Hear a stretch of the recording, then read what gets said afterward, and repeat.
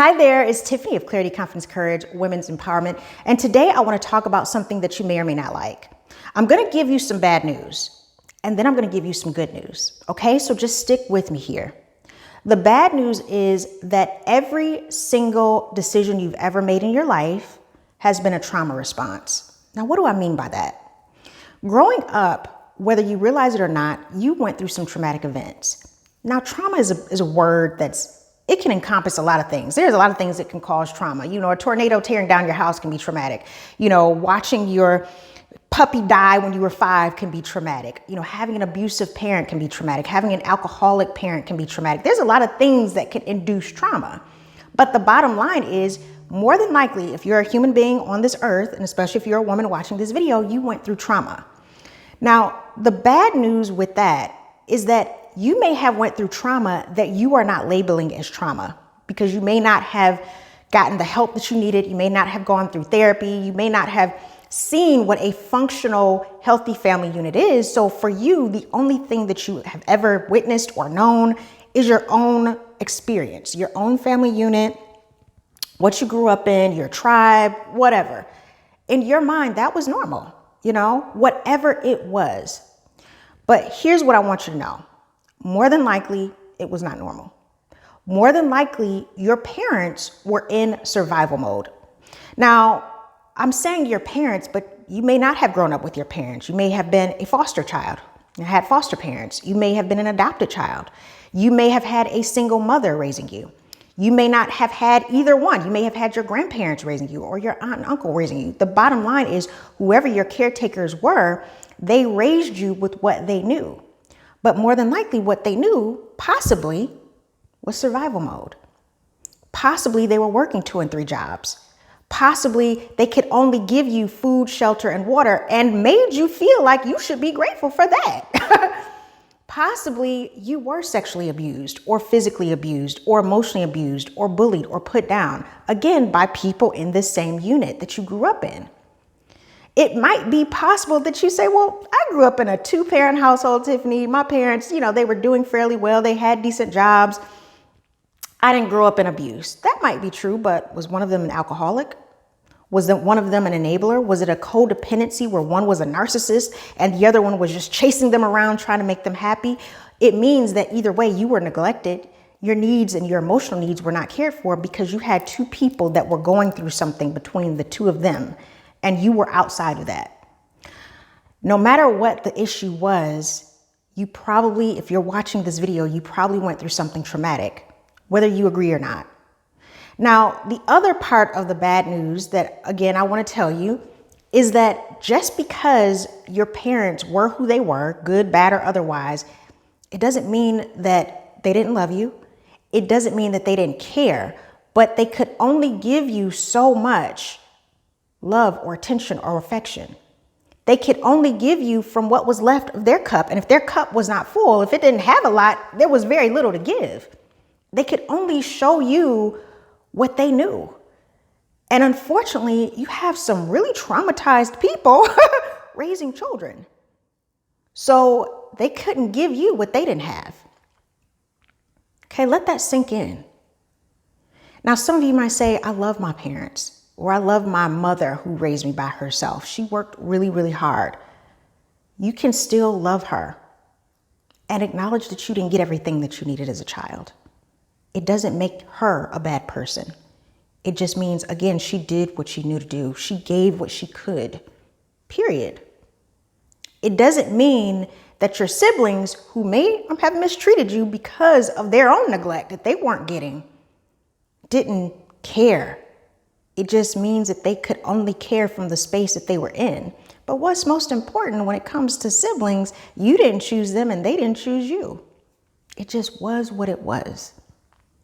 So yes, you probably had some childhood trauma that you may not even be labeling as childhood trauma. And what's worse is because of that, because of you having to go through survival mode, growing up, trying to lick your own wounds, trying to soothe yourself as a child because nobody else was giving you that time or that attention or that affection or that gentleness or that kindness or that love or that compassion, you had to figure out how to do it for yourself.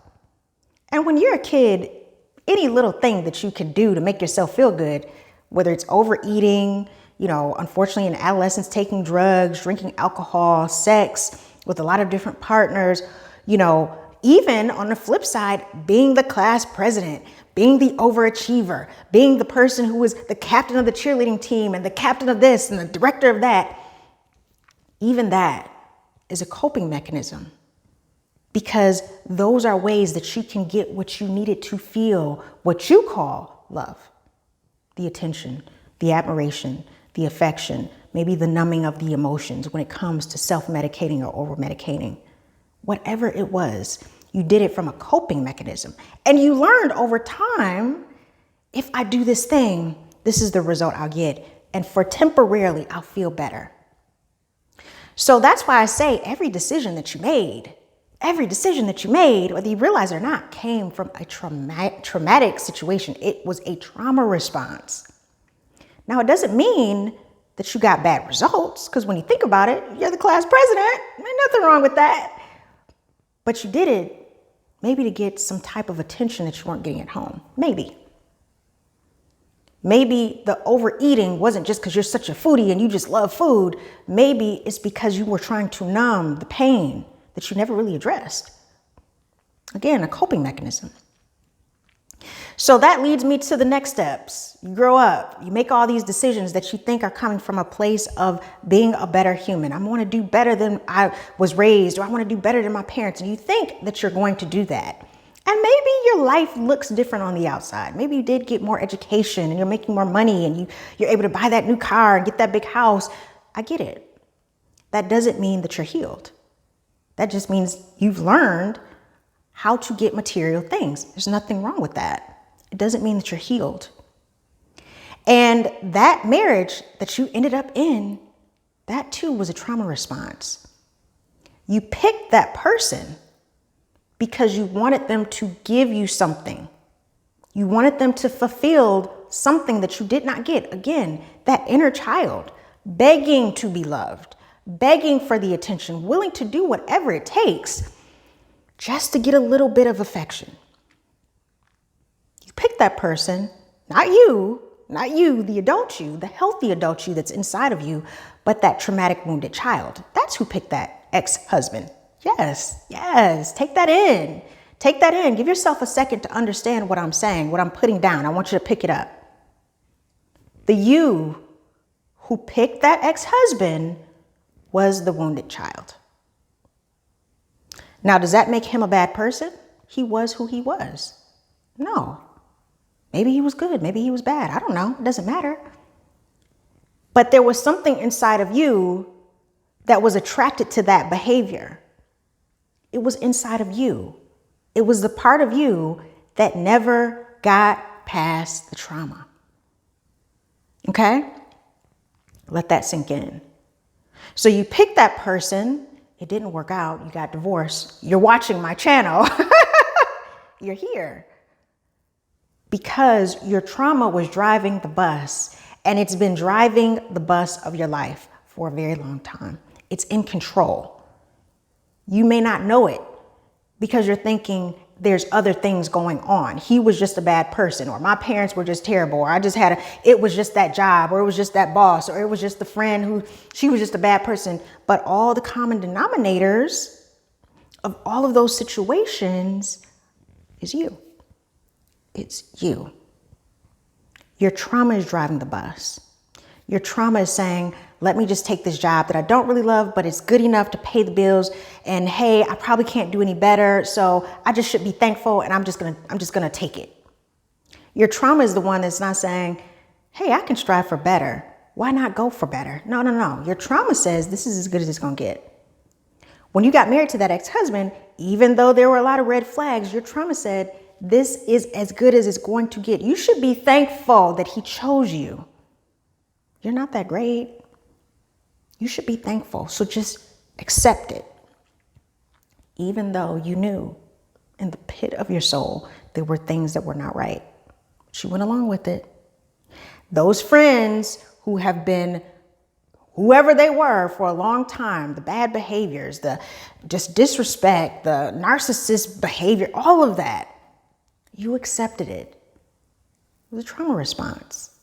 All the times that you were called a high achiever, which there's nothing wrong with being a high achiever if you really want to do that, but did you do it because you were such a great leader? Or did you do it because you felt like you really had no choice? You couldn't say no. You couldn't tell them that you weren't available. You had no boundaries. You had no, parameters around your energy and your time. So you just said, okay, I'll do it.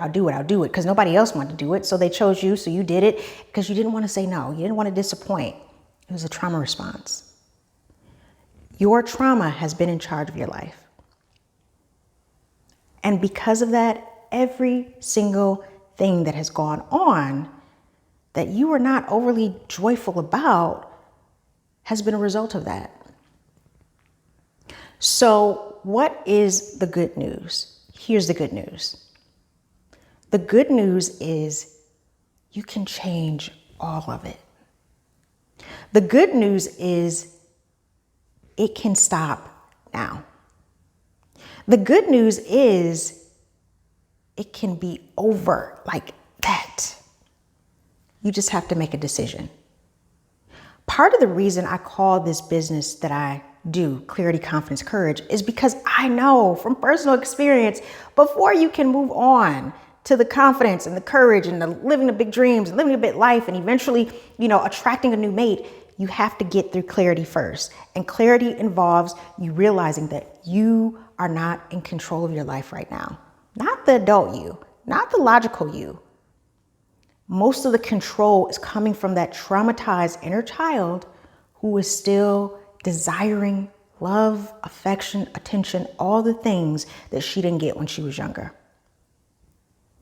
All the things still living from that space of, please, mommy, love me, daddy, love me, accept me, the world, I'm enough, accept me. Still wanting that validation. So what are you going to do about it?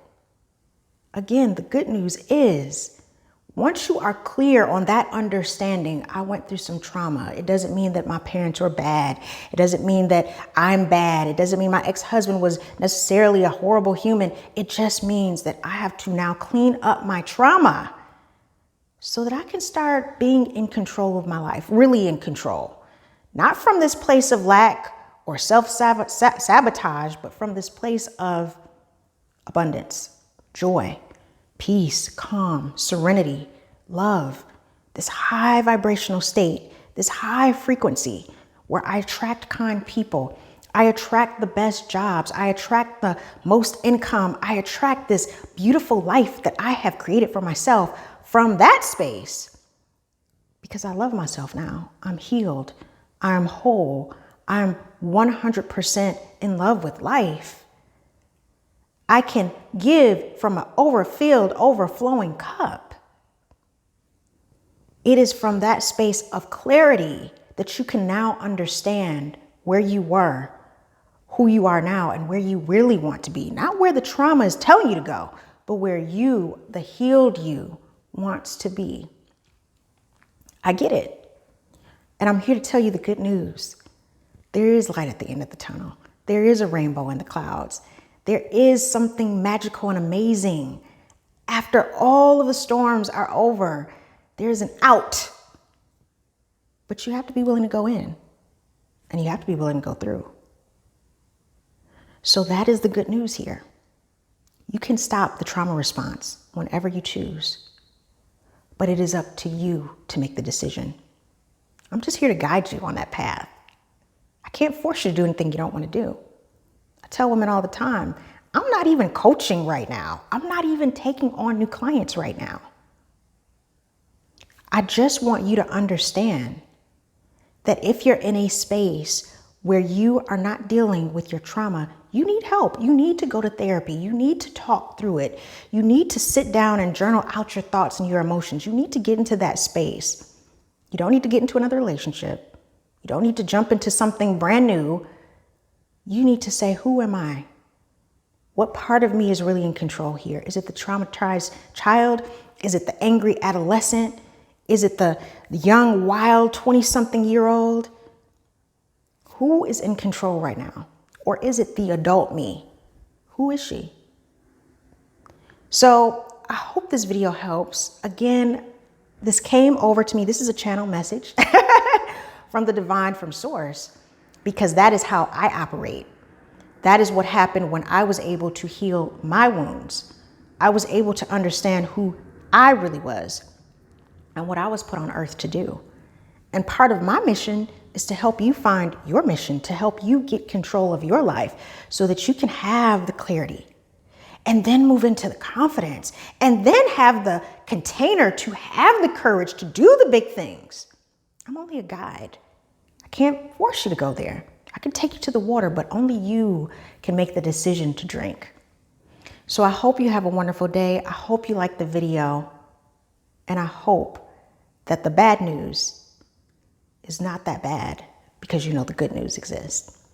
Have a fabulous day. Talk soon. Bye.